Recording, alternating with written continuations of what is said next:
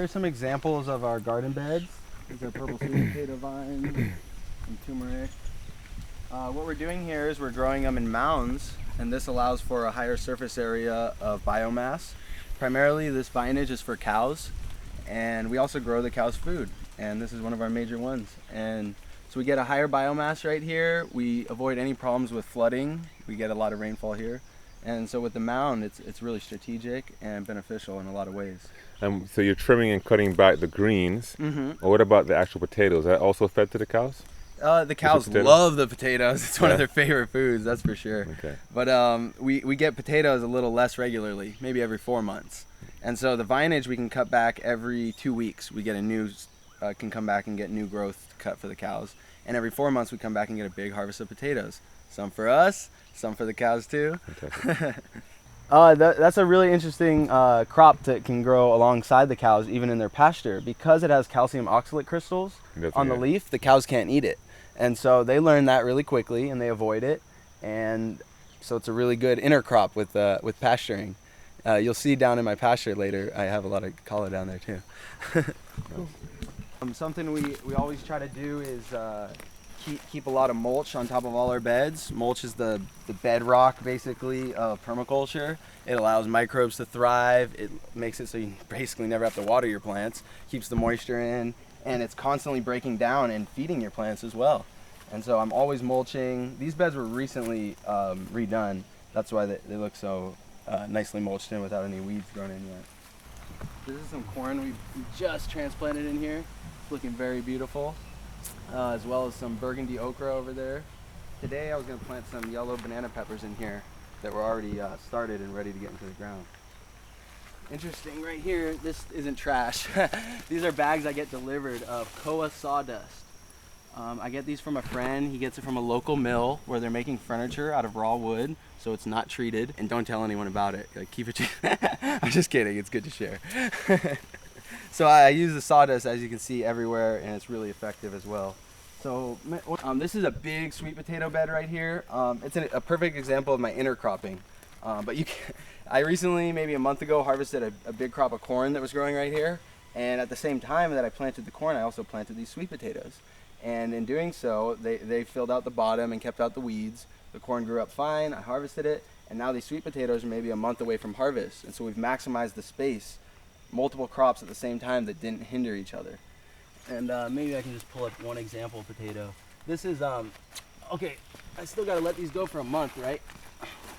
This is just one on the side here. Nice, huh? This is one of my favorite varieties. It makes potatoes faster than any of the other varieties. It is the true feeder. Let's take a look at the color on the inside. Really nice creamy orange, beautiful. Cows love it, we love it. Fantastic. Yeah, we'll take this, we'll go feed it to the cows actually. Some cassava here. I don't know if you know of cassava. It's a beautiful tropical plant. It's more drought resistant than kalo. It's also a starchy root. I just got some cassava starts from a friend, and they're growing amazingly here. This is a collard green. You really want to grow what grows well. This looks pretty attacked, but that's because I attacked it. I just harvested it this morning. All right, so these lots are they're 10 by 1 ratio, 3-acre lots. So they're about 120 feet by 1,000 long. And we own this lot here, so it's not so bad. It's more of a square shape. Up there you can see the very first beds I put in. They're about 60 feet long, and they're very raised off the ground. I built them up with mulch from the dump, the ag waste that the county freely provides. You can get it. And I built these huge beds, and I put a tiny bit of soil on the top, and I planted in them right away, sweet potato vines, so that I can feed I have a 6-month plan to completely feed my cows off the land with no inputs from anywhere else. So my plan is to grow right here 20 or more, if they'll fit, garden beds with sweet potato vines growing throughout. That will completely provide for all the fresh fodder needs for my cows year round. No problem. Drought resistant, very low maintenance. And on top of that, I can also grow vertical crops that can be trellised upwards at the same time. so I won't be losing any room. The corn as well. So you're gonna do I'm this kind of actually combination of corn, sweet potato. better than corn for my climate. What I found is sorghum. Sorghum. I don't know if you're familiar. Sorghum can be used for pancake flour. These 2 beds started. What we did is we layered them. First wood chips, which are from the untreated wood pallets that they break down, and then city waste mulch. And on top of that, the MacNut soil that I was just showing you. And what that allows for is a long-term breakdown. The term is hugelkulture, but this is maybe a more unnatural way because I'm using wood chips instead of over there I'm using whole trees. But so you can see the sweet potato vines growing on either side. The multiple varieties. Permaculture, you always want to mix it up so you're less resistant to any disease or invasion of a pest coming in. This is some corn growing. It's actually dwarf corn. That's why it's so small and flowering already. The interesting thing about these beds is the design I've done is they'll work the first time. They'll be okay. But as time progresses, they'll get more and more productive as all that mulch is breaking down into soil. More worms are coming in. I'm fertilizing and it's seeping down in there and just fermenting. Fertilizing with what? I only buy calcium phosphorus. It's an OMRI listed or a colloidal calcium clay that they mine out of the ground. And it comes as a white powder. It's 030. It's a really nice profile. And then the only other thing I use is my cow products. Dung, urine, I make slurries, I make fermented cow foliar sprays. I can show you later. I have a lot of really cool stuff to show. But so anyway, this is sorghum. It looks like grass or cane grass growing down the middle there. This is corn. And then down here, we have tons of sorghum growing. And what I found is it tends to like to be packed more. You can see it tends to do better when it's more packed in. And this is young, maybe only like a week, 2 weeks, two or 3 weeks old. And what I've found is they can grow this tall. You harvest the grain, you cut the stalk for the cows, and then it regrows. The grass regrows, and the cows love it. It's some of the softest grass I've ever felt, and you can make a cane syrup out of the stalks at a certain age. And so it's really a nice intercrop with the sweet potato vines because it grows up. Over here, I built this trellis for organic heirloom lima beans, which grow really well, which you can also feed the vinage to cows as a fodder. And the beans do so amazing here. If there's anything that's the topmost producer, it's a tough battle between the lima bean and collo. It's like who's really the more food. But they neither of them has any problems. They propagate like mad, and they just are so efficient at producing poundage of food. I see you're growing little sprouts of moringa as well. Yeah, those are a good eye. to feed that to the cows as well. The cows love moringa, and it's high, I don't know how much you know about it. It's high protein, high calcium, more vitamin A than carrots, more vitamin C than oranges. That is, we're talking about. I was telling you, dairy cows need a concentrate that's palatable and really nutritious. Moringa, that's the one. The only unfortunate thing is moringa likes it a little more drier than it is here, but that's something we can work around. My Chinese astrology, I'm a metal goat, and I think goats are known for making something out of nothing, and I really take that to heart. I like to take something that people don't see value, or people have not done anything, they haven't realized its full potential, and I like to show what can be done. Amazing. So we have some more Thai holy basil or tulsi at the entrance of our house. Particularly auspicious. I was telling you earlier, it also keeps away mosquitoes, so that's good too. We have a breadfruit tree behind us. Gave so much fruit this year, and here's a jackfruit tree that is just feeding the neighborhood, feeding the cows, feeding all of us. Over here I have my starts. I just put them out in trays, and mostly it rains, and I spray them down until they sprout. The tag, I have all different kinds of things, lilacois, watermelons, squashes going off, lettuce, anyway, lots of things. I'm building those new garden beds, so I'm gonna need stuff to put in them, so get it started, right? Can't finish if you don't start. Some more sweet potato vines. These ones are fresh new ones that I have never cut yet. I've only grown them in, and so they're highly palatable and really extra nutrient dense. And probably in another week I'll cut them back and feed them to the cows. This whole bed right here will be about 1 feeding for the cows, and we feed them at milking time. Papayas, these are less than a year old. They're doing great. They're planted in a big pile of manure. Down on the ground, I got sweet potato growing all around them. Same thing. Kind of an ongoing theme here. You have a ground cover and you have some vertical crops too. Maximize your space. These sweet potato beds, I recently scalped them. Every last leaf completely gone, fed to the cows. And then I put the compost from the barn, from the cows' bedding, on the bed to feed them. And I also gave them some panchagavya. And so the sweet potatoes, I'm taking so much from them and feeding the cows every day. And now I've taken from the cows and fed the sweet potatoes again. It's a perfect cycle. It's gonna keep going and it's sustainable. For me, what's really just kind of spectacular is looking at almost every leaf and just seeing the depth of green and the very little amount of damage.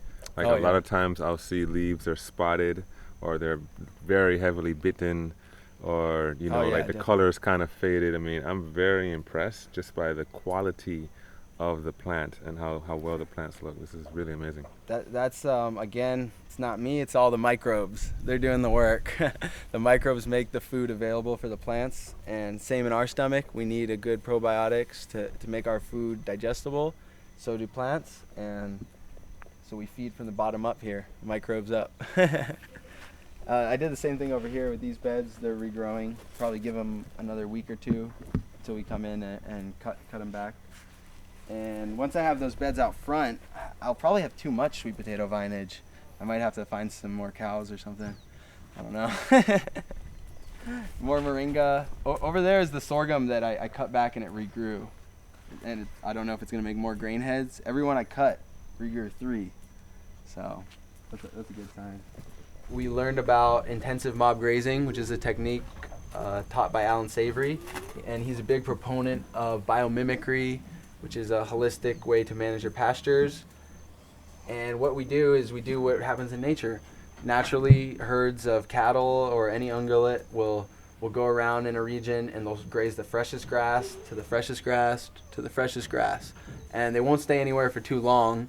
They'll go, they'll drop a lot of dung, they'll eat the best, most nutritious stuff, and they'll move along to avoid predators and parasites in their own dung. And that's how it naturally moves along, and then eventually they'll come back around and it'll be fertilized. It got tilled up a little bit from hoof action, and it had a long rest period. And so that's what we try to mimic here in a managed way. And so we have electric fencing, as you can see, and the cows get trained on it very easily, very quickly. Then they never get shocked ever. After they learn it, they avoid it very well. And we've set up on our maybe 4.5 acres of pasture, we have 30 mini paddocks, and each mini paddock has been set up for a day of grazing. So every day I'm opening a fresh new area for the cows to graze in the same way they would be doing in nature. They'd be going to a totally fresh area, and this gives them highly palatable grass, the most nutritious grass, fresh growth grass, and it allows them to not graze by their own dung, which breaks the cycle of a lot of parasites because they won't come back around again for another month or so. Oh, these are our new calves, Vinod. Oh, he's a sweetheart. On a commercial dairy, Vinod would have been killed on day 3, very sadly, because they see no benefit to having male cows. They see them only as a burden, as, oh, this is going to cost us money and we're never going to get anything from it. And so they just kill them and sell them for the meat. But we're Hare Krishnas and we love cows. Oh, what to speak of such amazing, beautiful creatures, right? And so we aim to protect them for their entire lives. Oh, he's loving it right now. But so a male cow is actually, I was trying to explain to someone, better than a female cow. And usually, even people who love cows will be like, oh, you had a boy that, like it's going to be a burden. You're never going to get milk, right? It's going to be a hardship. But no, actually the cows, they provide dung and urine all the time. Like I said, fertilizer, that alone is enough for me. And I'm actually going to train Vinod, and his name is Love right there. Vinod and Love are going to be trained as working oxen, where they're going to have maybe an hour or 2 of work a day of pulling something, lugging something around, lifting something with a pulley, pumping water. There's so many simple machines that can be utilized with the drawing power of an ox. And for them, it's nothing. I've seen grown ox pull trees out of the ground like nothing. And so I know that when they have a harness or a proper yoke, it's really a good way to utilize that energy in a symbiotic relationship. You're taking care of them, and they're helping you. And that's what we try to do with cows, have a nice symbiosis. He's so cute, he's asleep.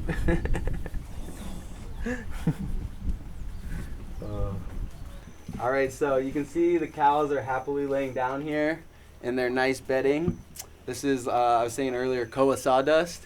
High surface, really dry, can absorb a lot of moisture, and it's a lot of carbon, and it's perfect to mix with the dung for some composting action. Oh, this is Boomy, by the way. She was my first cow. This is the cow I got up at my old property, and she was gifted to me by someone who didn't want to take care of her anymore. And I learned so much about cows from her. And then it's actually how I met my wife too, right now, because she's a cow person. So I owe a lot to Boomy. Oh, Boomy. And so I just constantly will be coming in here and putting down new bedding for the cows, and maybe once a month I'll come and I'll scrape it all out and I'll pile it up, and you get a steaming compost pile in no time. Oh, you can see some of the differences between cows here. Hari Priya over there, she's an American Jersey, pure pedigree. Oh, see how she stuck her foot out? That means she wants to get massaged. It's a good sign. Oh, Boomy. Oh.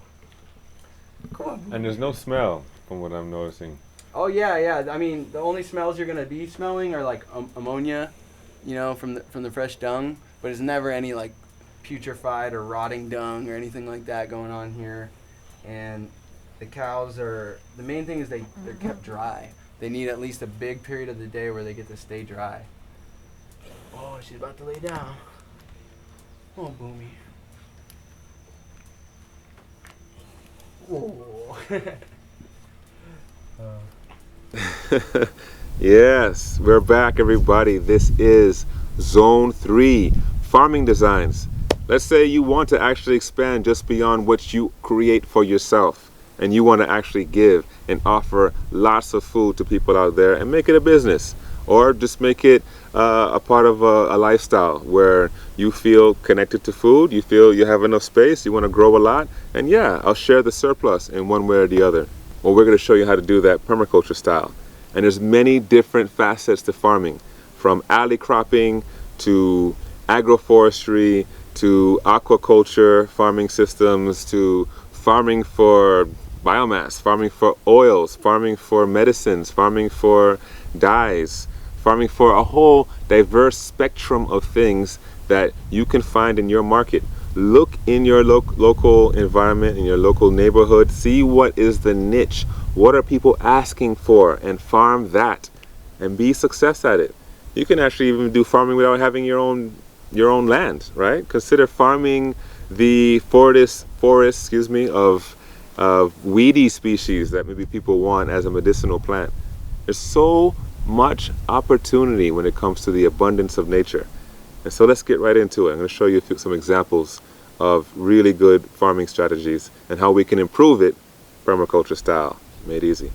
Hi, my name is Narayan Das. And you can talk to me. Meaning the servant of Narayan. And we're here we call it New Srivas Angan, and it's a sustainable homestead.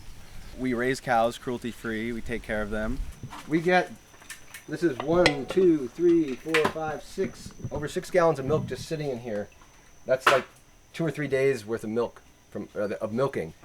Well, about 2 days. We have 2 cows that we're milking. We're getting about 3 gallons of milk or more a day. So it's just incredible. So we're just turning grass into this. I mean, how cool is that? And then here we have, oh, sorry. Over here we have our little cheese making station. Here we are. We just make real simple farmer's cheese. Sometimes we use rennet, but a lot of times we just let it do its thing. We just take fresh milk and let it curdle and then do it, and it's just, oh God, it's so good. And then we use this whey for a lot of our Korean natural farming sprays and stuff like that to fertilize the land and promote healthy microorganism growth. So most people, when they think about feeding cows, they think about grass, and we have pasture. You know, this is our pasture out over here. We have maybe a little over an acre of pasture, but we actually probably a third of the diet of our cows is weed trees. So we cut down Malochia, Cecropia, gunpowder tree, and also vines like this, and either put it in a wheelbarrow or we just cut the trees and drop them because they regenerate quickly. That we coppice them. You know, a lot of permaculture people know about coppicing. And so we just drop those trees and they eat those leaves, and that's a big part of their diet. And so we actually could get away with a lot less pasture land than a lot of people who have cows. And we actually run them into our jungle and they just sort of find what they can.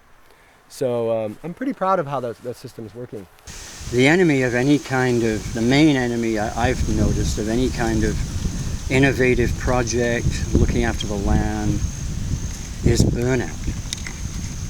You know, many people, including me sometimes, many people have wonderful ideas about how to go about doing farming or organic gardening or any kind of natural way of producing food, and they have lots of ideas.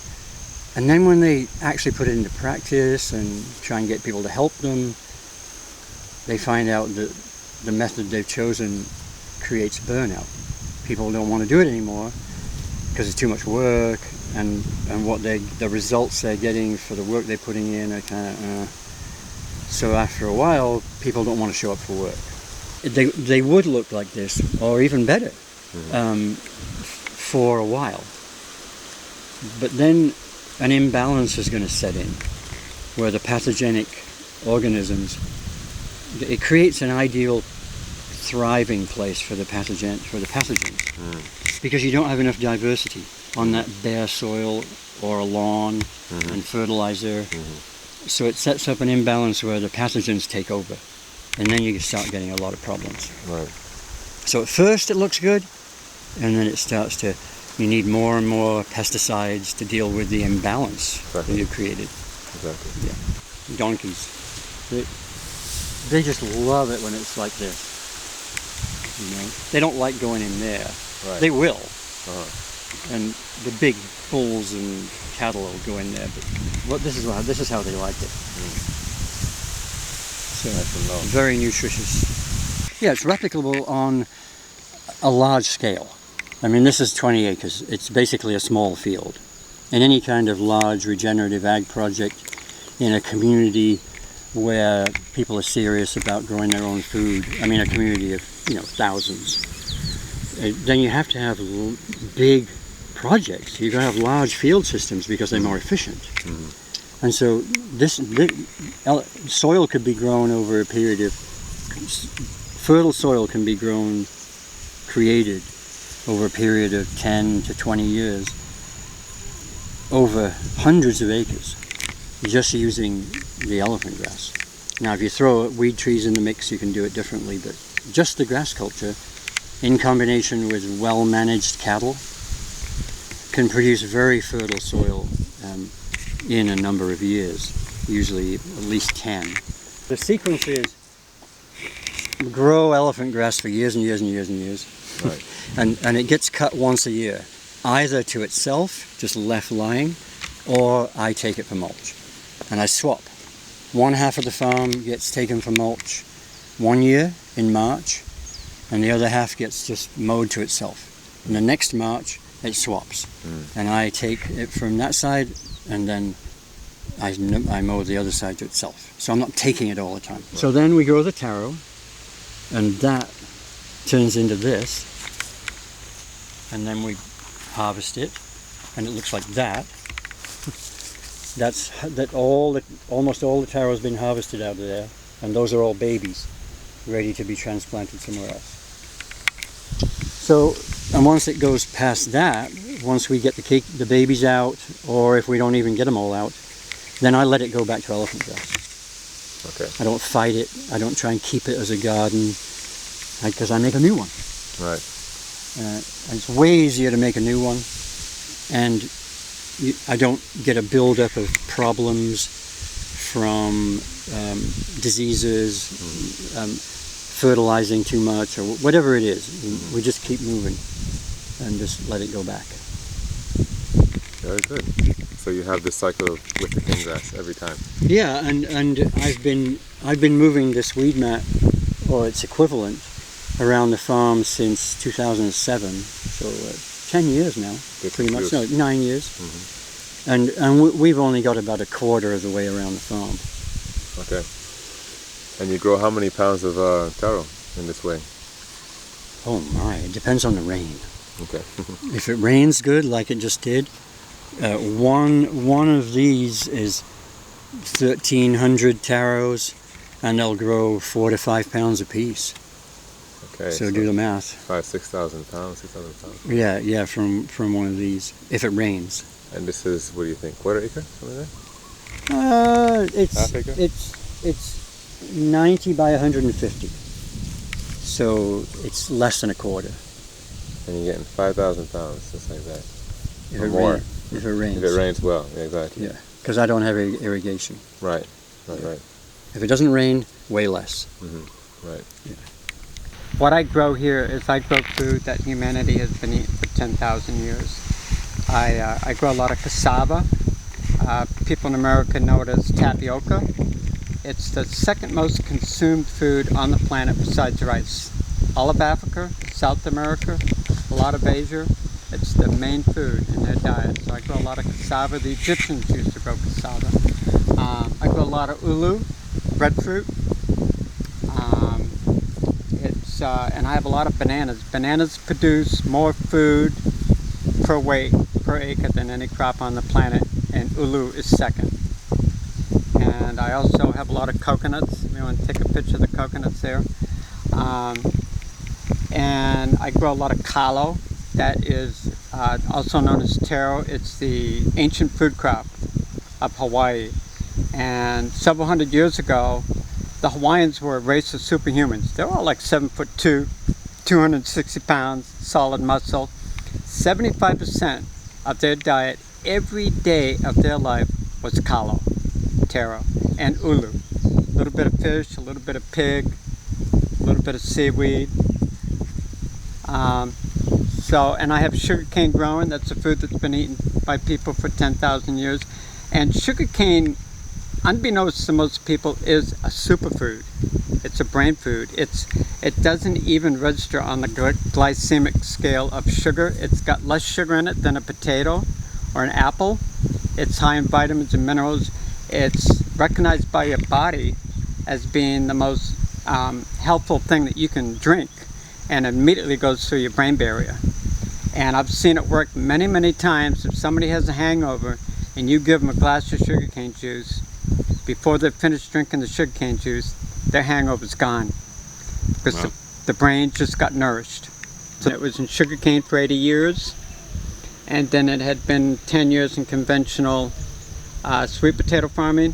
And so when I came up here, there wasn't a blade of green grass on it. It was all poison, brown, 10 acres of poison land.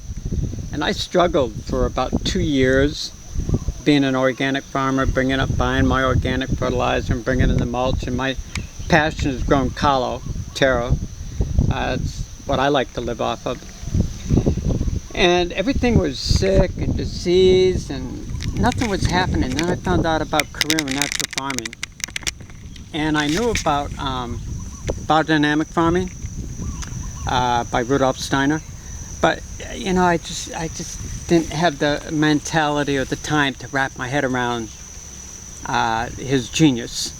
And then I got in touch with career natural farming, and to me, career natural farming is biodynamic farming for peasants. Very easy to understand, very easy to implement. And since I implemented current natural farming it's been 8 years now, I haven't bought any organic fertilizers from the mainland. I don't buy any fertilizers at all. And for several years I made a lot of IMO4 and put it out on the land. And now that I have the biology happy in the soil, it's a beautiful thing. It's like you can relax, and things work quite nice. It's like for 2 years my cow was very sick, and I was getting these diseases from the local conventional farmers. And it was about 8 years ago, I put out my first ton of IMO4 in this taro patch. And that was on the 1st of November, and on Thanksgiving Day I came out and I started crawling under my taro, pulling back the mulch, and for the first time it was worms everywhere. And so once you establish a correct biology where you can see that you have worms in the soil, it's a done deal, because the worms do the farming. They're the ones that really put it all together. So the beautiful thing about this is that we're growing all this food, and for the first time in my life I've grown a lot of food in my life, and I could never sell it because nobody wanted to pay me what it was worth. Like, really, the callo that I grow, the taro that I grow, it should be selling for $3.50 a pound, $4 a pound. You couldn't get somebody to give you 50 cents a pound for it. So I just grow it for myself and my neighbors and give it away. But now that we have the cafe, we're selling. We're making cassava fritters and ulu fritters and taro burgers and all these sugarcane products, and people loving it.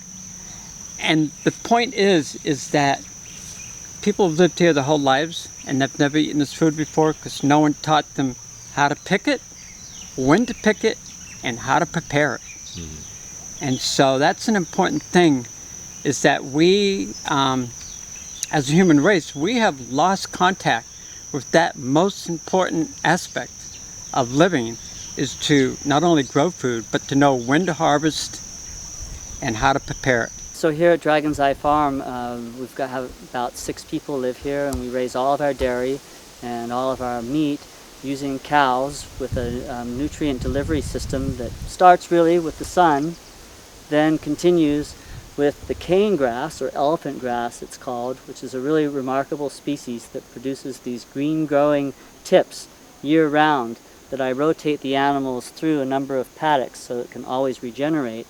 And what's happening is also the soil is being improved, the topsoil is being built from the wastes from those animals.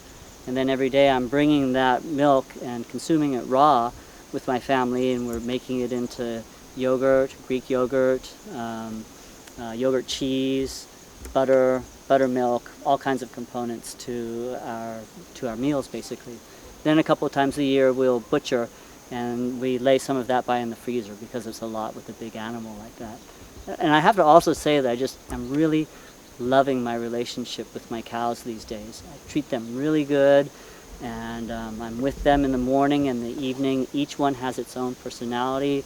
I find that the cow's rhythm in life slows me down and gets me into being a cow rhythm, and everything works out much better in the end than trying to be on it. And so the cattle is really perfect for that, because what they are doing is going out and just going inch by inch across this place, and their bodies are doing the action of improving the nutrient of the grass and refining it for human consumption. So really that's all that's required of me with the cattle, once I've gotten my fencing systems up, is to move them and to milk them, which is pretty good, because when you look at the nutrient component of the milk, you've got vitamin A, vitamin D, vitamin K2, vitamin E, all fat soluble in there. That's very, very, very high nutrition and very easy for us to digest if it's kept raw. You know, if I was to plunge into chickens or to plunge into rabbits or something else, I think I would want to create a rotating system for them where the things that they eat are planted in enough places that they can be moved from one to the next. Maybe it would even be seasonal. you know, so that they are in the avocado place when the avos were falling from the trees, and then they're in the papaya place or whatever it might be. Natural farming, we get out here and use fermented plant juice. We use water-soluble calcium and IMO4 on these trees, and you can see that you get a lot of fruit and maybe too much, huh? So we're seeing a real trend in that here on the Big Island and Hawaii in general towards the Korean natural farming. Really great system with natural-based feeds and amendments. And the piggery systems are absolutely something to see. If you can walk into a piggery with 50 pigs, not have a fly, and not smell anything, you know something's going right. And it only takes one person to deal with all of that. Where in a commercial system, you're mucking, you're spraying, you've got leach fields. I mean, that's where a lot of our environmental pollution in the Mississippi comes from. It's because all those industrial animal complex operations are leaching into our waterways. So Korean natural farming holds a lot of promise, even for our conventional agriculture practices. One of my biggest things is trying to get away from all the herbicide spray. It's just, I think it's a real basic something to try to fix. Right. It's so obvious that we're doing it too much. Right. Can we get away from it? We'll see. We hope to. The industrial agricultural industry as we know it is coming to an end. The word unsustainable literally means will not be sustained for an indefinite period of time. And as we're seeing here on Maui, there's 30,000 acres or more of space that was once sugarcane, a single plant that was being grown, that is no longer viable. And so this factory and all of this fields will be coming to an end. And we're going to see more of this happening around the world as we start to recognize that these unsustainable means are just not financially viable any longer. This does not work. This is dinosaur. Gonna be done.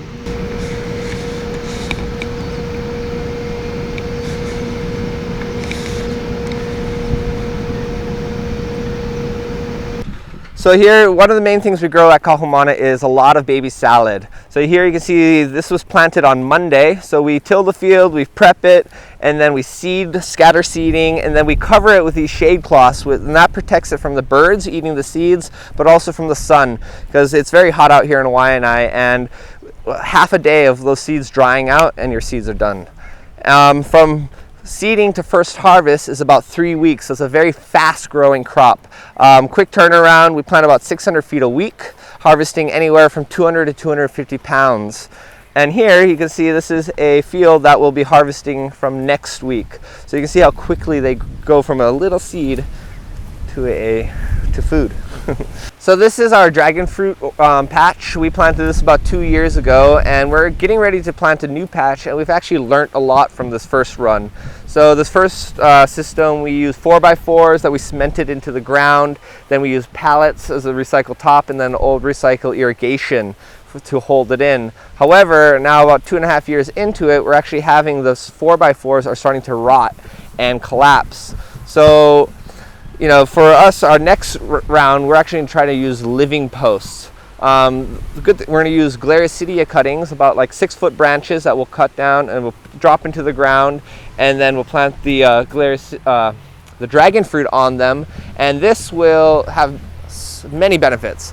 First off, it's going to be much cheaper. We're not going to have to buy 4x4s. We're not going to have to cement it in. It also will solve the problem of our posts rotting and collapsing. And then on top of that, it will be providing our dragon fruit with nutrients we'll be able to trim the new growth of the Glarissidia and mulch it directly onto the base of the dragon fruit.